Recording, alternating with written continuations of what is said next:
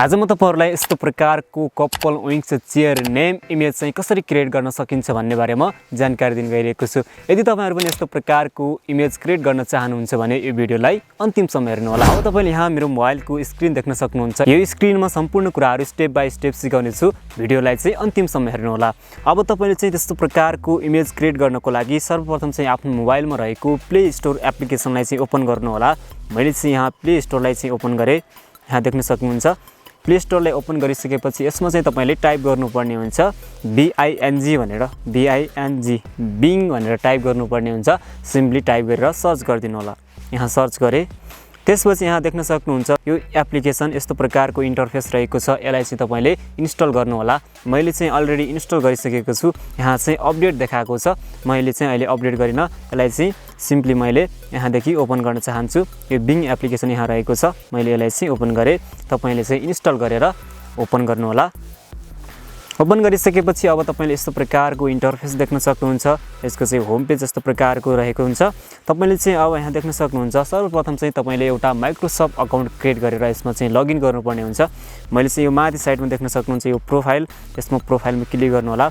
मैले चाहिँ already login गरिसकेको छु। यहाँ मेरो चाहिँ आईडी चाहिँ सो भएको छ, मेरो अकाउन्ट देखाएको छ। अलरेडी लगइन भएको कारणले गर्दाखेरि तपाईले पनि एउटा चाहिँ माइक्रोसफ्ट अकाउन्ट क्रिएट गरेर यसलाई चाहिँ लगइन गर्नु होला। यदि माइक्रोसफ्ट अकाउन्ट क्रिएट गर्न आउँदैन भने चाहिँ मैले अलरेडी भिडियो क्रिएट गरिसकेको छु। यो भिडियोमा क्लिक गरेर त्यो भिडियोलाई हेर्नु होला अनि माइक्रोसफ्ट अकाउन्ट क्रिएट गर्नु होला। त्यसपछि क्रिएट गरिसकेपछि तपाईले अब यहाँ तल साइडमा देख्न सक्नुहुन्छ। क्रिएट गरेर लगइन गरिसकेपछि यहाँ तल साइडमा एप्स भनेर देखाएको छ। यो एप्समा चाहिँ क्लिक गर्नु होला। मैले चाहिँ एप्समा क्लिक गरे। त्यसपछि क्लिक गरिसकेपछि यहाँ देख्न सक्नुहुन्छ इमेज क्रिएटर भनेर देखाएको छ। यहाँ विभिन्न प्रकारका टुलहरु रहेका छन्। त्यसमध्ये चाहिँ यहाँ देखाएको छ इमेज क्रिएटर भनेर देखाएको छ। सिम्पली यसमा क्लिक गर्नु होला। अब यसमा क्लिक गरिसकेपछि हामीले चाहिँ प्रम्प्ट दिनुपर्ने हुन्छ। प्रम्प्ट चाहिँ मैले डिस्क्रिप्सनमा राखिदिनेछु, त्यहाँदेखि तपाईहरुले चाहिँ कपी गर्नु होला। मैले चाहिँ प्रम्प्ट यहाँ नोटप्याडमा चाहिँ टाइप गरेर राखेको छु। यहाँ मैले यहाँदेखि कपी गर्छु। यसलाई चाहिँ सिलेक्ट गरे, सिलेक्ट अल गरे। त्यसपछि सिम्पली कपी गरे अनि त्यसपछि फेरि म बिङ एप्लिकेसनमा गए। यहाँ चाहिँ मैले यसमा चाहिँ होल्ड गरेर यसमा पेस्ट गर्दै। पेस्ट गरिसकेपछि देख्न सक्नुहुन्छ मैले टाइप गरेको प्रम्प्ट चाहिँ यहाँ पेस्ट भइसकेको छ। अब हामीले चाहिँ के चेन्जेसहरु गर्नुपर्ने हुन्छ यो यहाँ चाहिँ देख्न सक्नुहुन्छ। जस्तै मैले यहाँ विभिन्न प्रम्प्टहरु टाइप गरेको छु। जस्तै यो साइडमा देख्न सक्नुहुन्छ। यो साइडमा नाम देखाएको छ। मेरो नाम दिनेश एन्ड रिया भनेर देखाएको छ। मैले सिम्पली यो उदाहरणको लागि यहाँ चाहिँ टाइप गरेको छु। तपाईले चाहिँ यहाँ दिनेशको ठाउँमा चाहिँ आफ्नो नाम टाइप गर्नु होला। त्यसपछि यहाँ देख्न सक्नुहुन्छ रियाको ठाउँमा चाहिँ तपाईले आफ्नो गर्लफ्रेन्ड अथवा आफ्नो वाइफको जसको पनि तपाईले नाम चाहिँ टाइप गर्न सक्नुहुन्छ। जस्तै मैले अहिले सिम्पली यहाँ रिया नै छोड्दे। त्यसपछि तपाईले सिम्पली अरु केही गर्नुपर्ने छैन। सिम्पली यहाँ क्रिएटको बटन देख्न सक्नुहुन्छ।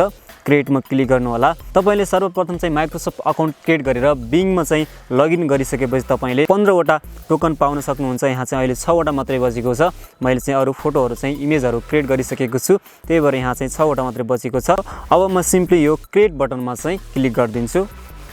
अब यहाँ क्लिक गरिसकेपछि केही समयमा चाहिँ इमेज क्रिएट भएर आउँछ। यहाँ चाहिँ क्रिएटिङ भइरहेको छ। केही समय वेट गर्नु होला। हामीले दिएको प्रम्प्ट अनुसार चाहिँ एकदमै राम्रो इमेजहरु क्रिएट भएर आउँछ। एकछिन वेट गर्नु होला। यहाँ चाहिँ क्रिएटिङ भइरहेको छ। अब देख्न सक्नुहुन्छ यहाँ चाहिँ इमेज चाहिँ क्रिएट भएर आइसकेको छ। यहाँ देख्न सक्नुहुन्छ यहाँ ओपन भइरहेको छ। यहाँ देख्न सक्नुहुन्छ यहाँ चाहिँ नाम चाहिँ दिनेश एन्ड यहाँ चाहिँ नाम चाहिँ रङ भएको छ। कुनै फोटोमा चाहिँ नाम चाहिँ मिस्टेकली आइरा हुन्छ। तपाईले चाहिँ जुन नाम चाहिँ पर्फेक्ट छ त्यो फोटोलाई चाहिँ तपाईले डाउनलोड गर्नु होला। जस्तै DINESHRIY रिया भनेर यहाँ चाहिँ एकदमै राम्रो फोटो चाहिँ क्रिएट भएर आइसकेको छ। कपल विङ्स चेयर नेमको साथमा चाहिँ यो फोटो चाहिँ एकदमै क्रिएट भएर आइसकेको छ। यसलाई चाहिँ मैले सिम्पली डाउनलोड गर्छु। अब यो फोटोलाई डाउनलोड गर्नको लागि तल साइडमा देख्न सक्नुहुन्छ 3 लाइन देख्न सक्नुहुन्छ। अथवा यो फोटोमा तपाईले होल्ड गर्नुभयो भने डाउनलोडको अप्सन आउँछ। यसमा चाहिँ डाउनलोड इमेजमा क्लिक गरेर डाउनलोड गर्नु होला। यहाँ चाहिँ देख्न सक्नुहुन्छ डाउनलोड भइसकेको छ। अब चाहिँ अर्को फोटो हेर्छु म दिनेश रिया। यसलाई पनि डाउनलोड गर्छु मैले। देख्न सक्नुहुन्छ अब यो फोटो। अब यदि तपाईलाई चाहिँ यी फोटोहरुमध्ये कुनै पनि फोटो मन परेन भनेपछि फेरि चाहिँ यहाँ क्रिएटको बटनमा क्लिक गर्दिनु होला। त्यसपछि सिम्पली अर्को फोटोहरु चाहिँ क्रिएट भएर आउँछ। यहाँ चाहिँ एकछिन वेट गर्नु होला। यहाँ देख्न सक्नुहुन्छ फेरि चाहिँ इमेजहरु क्रिएट भएर आइसकेको छ। मैले क्लिक गरे यसमा।